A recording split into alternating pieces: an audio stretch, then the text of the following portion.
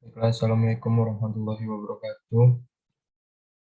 Ya, saya di sini dengan Alif Tegar Miko, NIM C1B020123, akan menjelaskan tentang manajemen kas dan sekuritas. Nah, yang pertama itu pengertian manajemen kas. Manajemen kas adalah suatu sistem pengelolaan perusahaan yang mengatur arus kas atau cash flow untuk mempertahankan likuiditas perusahaan serta memanfaatkan idle kas dan perencanaan cash. Manajer keuangan harus mampu mengelola uang yang masuk ke perusahaan dan uang yang dikeluarkan. Dalam praktiknya, selama perusahaan beroperasi, terdapat dua macam aliran kas. Pertama, aliran kas masuk, cash inflow, dan aliran kas keluar, cash outflow. Dan di sini ada motif memiliki kas. Yang pertama yaitu motif transaksi, yang kedua motif transaksi yaitu perusahaan memiliki kas untuk keperluan realisasi berbagai transaksi bisnisnya.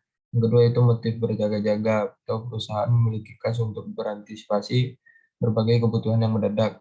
Yang ketiga itu ada motif spekulasi, kebutuhan kas untuk berspekulasi jika ada tiba-tiba ada harga barang yang murah agar dapat dibelinya. Di sini ada faktor yang mempengaruhi dan tidak mempengaruhi besarnya kas.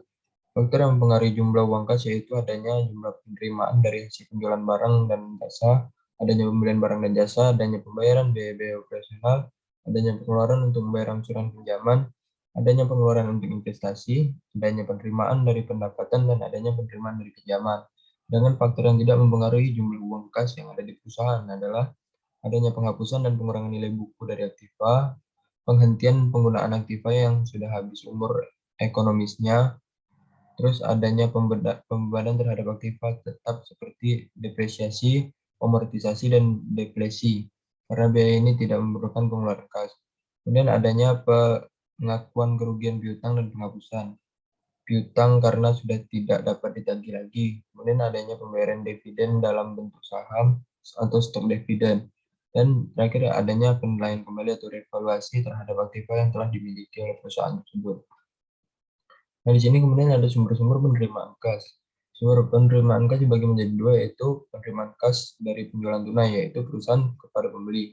Setelah uang diterima oleh perusahaan, barang kemudian diserahkan kepada pembeli dan transaksi penjualan tunai kemudian dicatat oleh perusahaan berdasarkan sistem pengendalian yang baik. Yang kedua itu sistem penerimaan kas dari piutang. Penerimaan kas dari piutang seharusnya mewajibkan debitur melakukan pembayaran dengan menggunakan cek atas nama yang secara jelas mencantumkan nama perusahaan yang berhak menerima pembayaran di atas cek.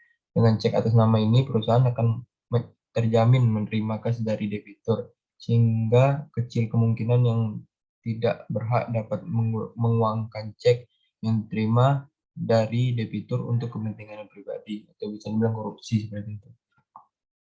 Dan di sini ada kegunaan laporan sumber dan penggunaan kas, yaitu untuk mengetahui ada tidaknya perubahan terhadap sumber-sumber kas, terus sebagai alat untuk perencanaan kas mendatang, dan untuk mengetahui dan meramalkan kebutuhan di masa yang akan datang, terus untuk mengetahui ada tidaknya perubahan penggunaan kas, dan untuk mengetahui apakah sumber dan penggunaan kas sudah dilakukan secara efektif dan efisien demi keuntungan bagi perusahaan.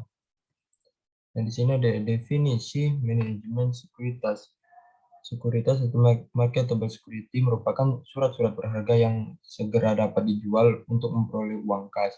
Marketable securities merupakan surat-surat berharga yang dapat diuangkan dengan mudah dan dijual belikan di pasar uang atau bursa modal jangka pendek. Dari investasi ini, perusahaan akan memperoleh keuntungan berupa bunga, dividen atau capital gain dalam waktu tertentu. Kemudian surat berharga ini dapat diperjualbelikan atau dicairkan pada saat perusahaan membutuhkan dana segera. Contoh surat berharga adalah sertifikat deposito, surat berharga pasar uang atau obligasi. Di samping tujuan di atas, dalam strategi perusahaan, pembelian surat berharga yang sering kita sebut penyertaannya adalah untuk menguasai kepemilikan suatu perusahaan tertentu, khusus untuk pembelian saham, terutama untuk tujuan jangka panjang, yaitu lebih tepatnya untuk perluasan gitu, seperti itu.